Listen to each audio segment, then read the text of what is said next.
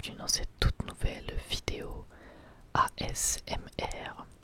Je suis très content de vous retrouver, comme d'habitude, pour parler d'un nouveau personnage d'anime et de manga. Et aujourd'hui, on va parler de Vinsmoke Sanji, qui provient bien évidemment de l'univers de One Piece. C'est vraiment un personnage que j'apprécie beaucoup. Donc j'avais très envie de vous en parler. Après avoir parlé de Zoro, ensuite on a parlé de Luffy. Et donc aujourd'hui je voulais parler d'un autre Mugiwara que j'apprécie vraiment, donc Sanji. Comme d'habitude, la vidéo est divisée en deux parties.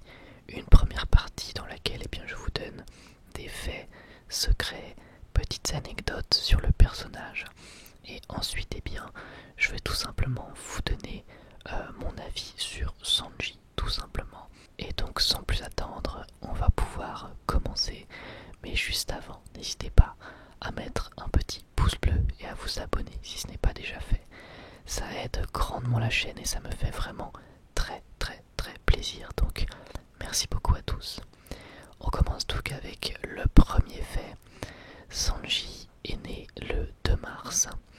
Il a 19 ans avant l'ellipse et 21 ans après l'ellipse, et il est du signe du poisson. Ensuite, concernant sa taille, il faisait 1m77 avant l'ellipse et 1m80 après l'ellipse, donc 1m77 à 19 ans et 1m80 à 21 ans. Alors bien évidemment, ça vous le savez déjà, mais c'est un cuisinier hors pair grâce notamment à l'enseignement de Zeph, et il est vraiment capable de cuisiner de superbes plats, même avec très peu d'ingrédients. Et il est dit par Luffy et Usopp qu'il est même capable de cuisiner de super plats avec des aliments qui sont au bord de la péremption. Ça permet d'économiser un maximum les ingrédients, et on imagine que dans One Piece c'est vraiment pas négligeable. Ensuite, il est le premier membre de l'équipage des chapeaux de paille à ne pas être originaire d'East Blue, puisque lui, il vient de North Blue. Sanji est le seul connu à ce jour à avoir vu son avis de recherche passer de Dead or Alive à Only Alive. Donc pour ceux qui vraiment ne parlent pas anglais, son avis de recherche, il est passé de mort ou vif à uniquement en vie. Oda a révélé que s'il devait vivre dans notre monde, Sanji serait français. Et du coup, on pourrait assez facilement l'imaginer en tant que chef cuistot. Mais Oda va révéler encore une fois que s'il n'était pas devenu pirate, il serait esthéticien. Donc voilà, à vous de faire votre choix, même si à titre personnel, je l'aurais plus vu en cuisinier français. Ensuite, la marque des cigarettes que Sanji a l'habitude de fumer, ce sont les King Ground. Et d'ailleurs, pour la petite anecdote, les Mugiwara ont tous essayé de fumer une de ces cigarettes lorsqu'il avait le dos tourné. Au début, Oda voulait nommer Sanji Naruto en raison de ses sourcils en forme de spirale. Mais il l'a renommé pour pouvoir éviter la confusion, évidemment avec le nouveau manga de Masashi Kishimoto qui sortait à ce moment-là. Concernant les primes de Sanji, il y en a eu une à 77 millions, une à 177 millions et enfin une à 330 millions.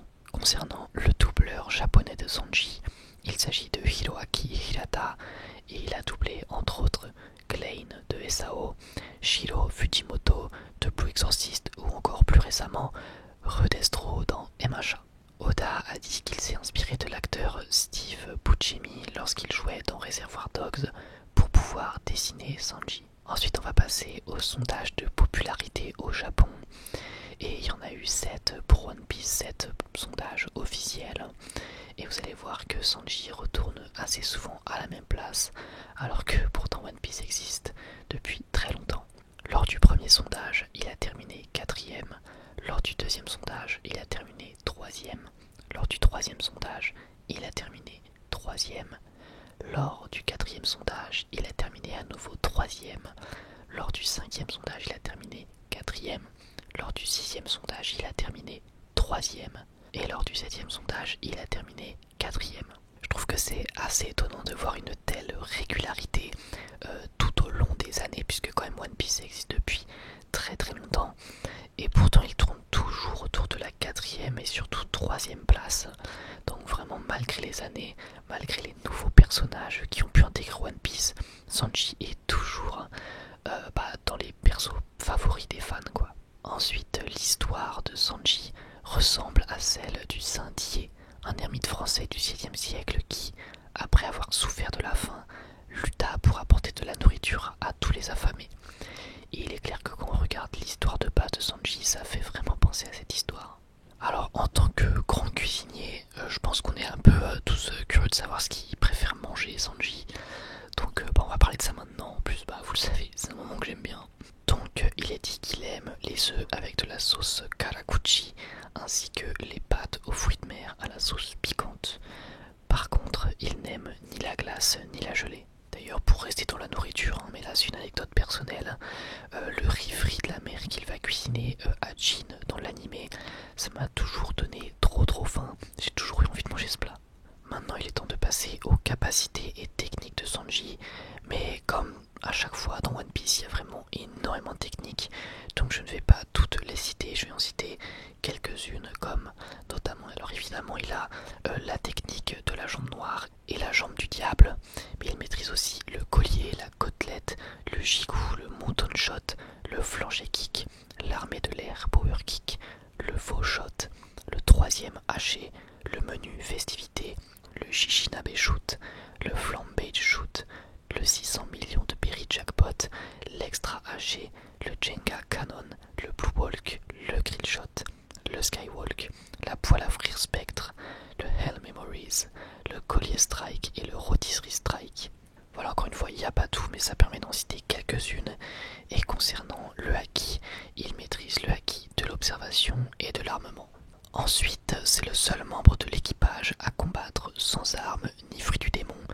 Et c'est vrai que je n'avais jamais vraiment remarqué, mais en effet, c'est bien le seul à utiliser ni l'un ni l'autre. Il est dit que ses coups de pied ont la puissance d'environ 21 battes de baseball. Franchement, c'est plutôt puissant. Ensuite, les flammes de Sanji lui viendraient de son esprit et de son énergie débordante. En effet, il est capable d'accumuler des flammes sur ses jambes, lui permettant d'accroître ses dégâts et d'infliger des brûlures. Et ce serait en fait la matérialisation de son esprit passionné. Je sais pas ce que vous en pensez, mais j'aime plutôt bien l'idée, surtout qu'on n'avait jamais eu d'explication réelle à propos de ces flammes, et je trouve l'idée plutôt cool. Ensuite, Sanji va recevoir son Red Suit, donné par son frère Vinsmoke Nichi lors de l'échappatoire de Luffy et Sanji de Whole Cake Island. Mais par la suite, Sanji refuse d'utiliser ce Red Suit, car il veut pas que sa force repose sur la technologie du Germa 66. Et ce Red Suit permet à Sanji d'être plus rapide, plus fort, de sauter sur de très hautes distances et surtout, ça lui offre la capacité spéciale de devenir invisible. Mais bon, vous l'aurez compris, on risque de ne plus jamais revoir cette tenue, pour des raisons personnelles de Sanji. Et enfin, la raison principale pour laquelle Sanji a rejoint l'équipage du chapeau de paille, c'est pour pouvoir trouver All Blue, une partie de l'océan où il est dit qu'on pourrait y trouver toutes les espèces maritimes les plus rares. Il aimerait donc aller là-bas pour pouvoir cuisiner une multitude de nouveaux poissons et fruits de mer et ainsi devenir un encore meilleur cuisinier. Voilà, c'est tout pour les faits et anecdotes sur Sanji. J'espère que ça vous aura permis d'apprendre certaines choses et désormais, je vais pouvoir vous donner mon avis sur le personnage de Sanji. Alors à titre personnel, ça a toujours été un de mes membres de l'équipage du chapeau de paille préféré avec Luffy. Je trouve qu'il est vraiment très classe, très stylé, et même si c'est vrai que il peut parfois avoir des moments un petit peu relous avec tout le côté pervers du personnage, ça m'a pas tant dérangé que ça, et surtout ça n'a pas atténué, on va dire, le charisme que peut avoir le personnage et les moments forts qu'il va vivre. Je pense notamment à son passé, ses flashbacks, c'est vraiment des moments mémorables. Et à titre personnel, là où j'ai vraiment accroché au personnage, c'est tout simplement dans son introduction. J'avais vraiment beaucoup aimé le personnage dès ses premières apparitions. Et je vous avais parlé tout à l'heure du fameux plat qu'il va donner à Jin. Mais ce plat va pas non seulement me donner faim. Je trouve aussi que cette scène est vraiment mémorable et la position qu'il va prendre à ce moment-là est super classe, et surtout j'ai vraiment aimé le fait qu'il ne veuille laisser personne mourir de faim, que ça fasse partie de ses principes et de ses valeurs. Si vous me suivez un petit peu, vous pouvez sans doute savoir que j'aime beaucoup les personnages qui ont des principes et des valeurs qu'ils respectent et qu'ils vont suivre jusqu'au bout. Et c'est le cas de Sanji du coup, avec la nourriture, avec la cuisine, les plats et surtout le fait de ne jamais laisser personne avoir faim. C'est vraiment quelque chose que je trouve très honorable et donc pour ces raisons-là, j'aime beaucoup Sanji. Je trouve tout simplement que c'est un homme, un fort principe et c'est quand même louable et ça en fait du coup un personnage que j'ai toujours apprécié. Voilà, et bien j'en ai terminé pour cette petite vidéo sur Sanji, j'espère qu'elle vous aura plu. Vraiment merci de m'avoir écouté.